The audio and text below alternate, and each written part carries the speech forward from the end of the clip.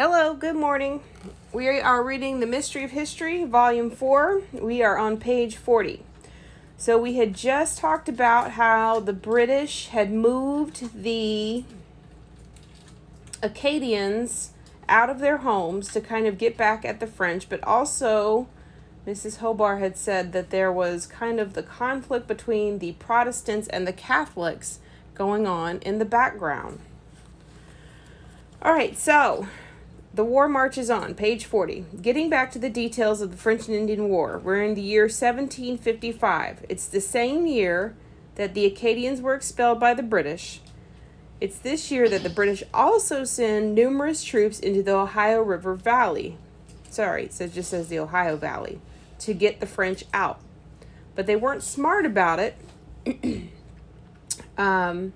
She says, for example, in the disastrous battle of Monongahela,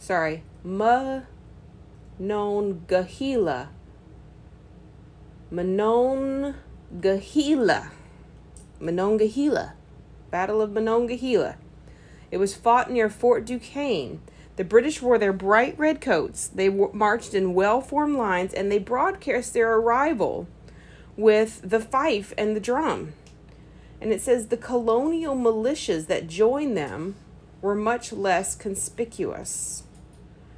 Okay, so basically the British announced they were coming and were very visible, which is not what you want to do if you are in a war. The Indians, meaning the American Indians, who joined the ranks with the French, they hid behind rocks and trees to silently ambush their enemies. And unfortunately, these Native Americans, so same people, she just called them Indians, but now we're calling them Native Americans, so same people, they were coaxed by the French, to do some hateful things, to kill some people in a hateful way. Not that there's any good way. Tragically, horrific acts like these planted seeds of fear and resentment in the British colonists toward all Native Americans. So there was just a few that were doing these hateful things, but when the British heard about it, it turned into fear of all of the American Indians. And so innocent American Indians would then suffer the consequences of these British fears. Now, the British might have continued to lose the French and Indian War, but they were spurred toward victory under the bold leadership of William Pitt. He was a statesman for Great Britain. He actually stayed in Great Britain during the French and Indian War. But he directed the British Navy, and the British Navy gained control of the waterways and cut the French off from their resources. So the French couldn't get the resources they needed to win, I guess. The British also accepted the help of the colonists, who were still loyal to the crown at this time. This was 1755, so that's about 20 years. So 1755 and 1776, that seems like not too far away, but if you think 20 years from now, that's a long time from now. Again, 20 years. It's going to be... You'll be 30, so... I'll be 30. You'll be mid-20s, so... so that's a long time. If you look at it on a page, it's not that long, but it is. Let's see, where was I? Lost my place here. One by one. Oh, wait, hold on. George Washington, who was now a colonel, I always like to say colonel, led local militias in helping the British to defeat the French. And one by one, the French forts were taken. And Washington became the hero for the British colonists. The American Indians were impressed with Washington. Caleb, I hear a lot of pew, pew, pew, pew, for surviving rounds of arrows and bullets that seemed to disappear through his coat and hat. So it was like arrows were coming at him, but they didn't hit him, but they seemed to hit him. He was like, they went right through him, but didn't hit him. And Fort Duquesne was renamed to honor General William Pitt. They named it Pittsburgh, which you've probably heard of. Have you heard of Pittsburgh, Pennsylvania? I've heard of it. Once the western frontier was secure, the British then marched on to Canada to drive out more French settlers. So they're on the move here. Though the British had already deported the Acadians, they had not met up with the French that were living in the cities of Quebec and Montreal. At the Battle of the Plains of Abraham, that's an interesting name, the Battle of the Plains of Abraham. It was named for a farmer's field. The generals of the British and French were both killed in the fighting. So Quebec fell to the British, and so did Montreal. And by 1760, the fighting was over. Are you following this? This is a lot of information. And Great Britain claimed victory.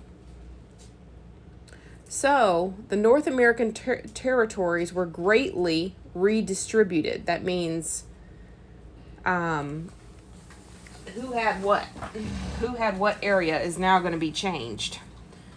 In the secret treaty of Fontainebleau in 1762, Fontainebleau, France quietly gave Spain a vast territory of land that was west of the Mississippi. So that means more towards California.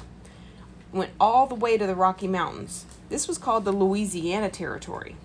Why were they so generous and so sneaky to give the Spanish this territory?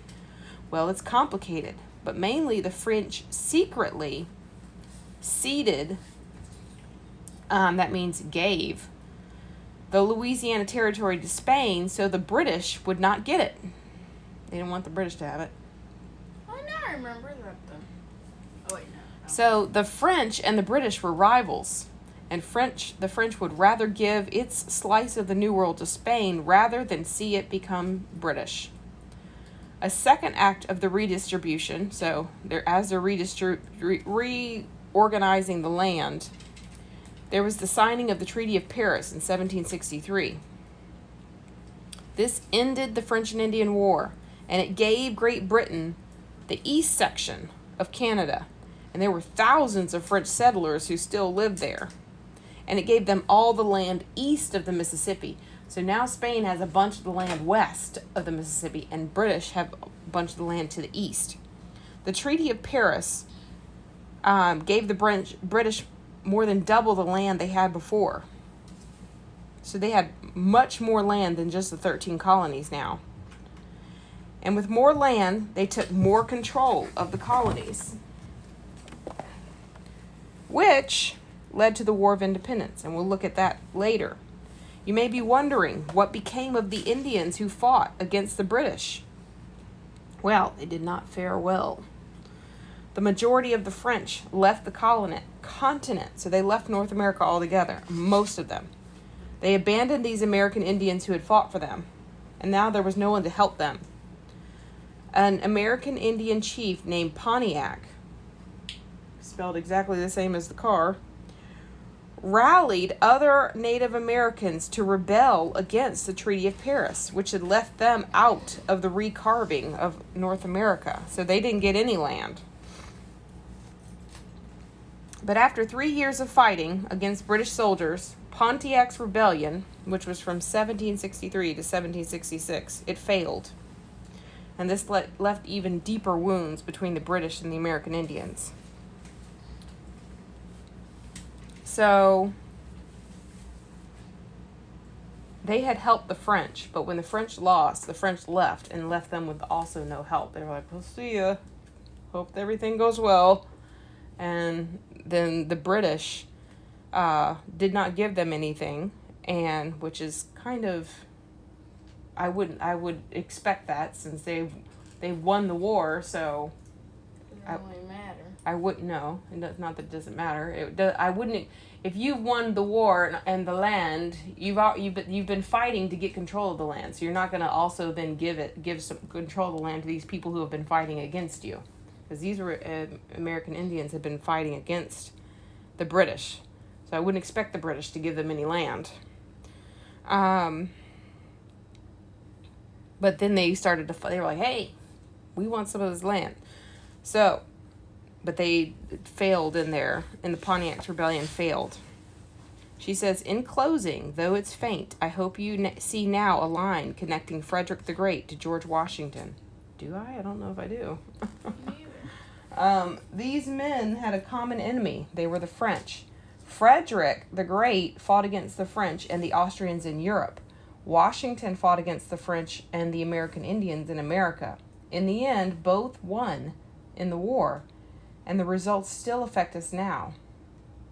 Had the Prussians under Frederick, if they had not won in Europe, that continent would have been divided up into different areas. If the British had not won against the French, the New World might be an extension of France. Instead of at first it was an extension of Britain, but then that led to the War of Independence, which led to the United States. So this book might have been written in French rather than in English. Something to ponder. Okay, we're on page 42. We're going to stop there. Have a good day. Goodbye.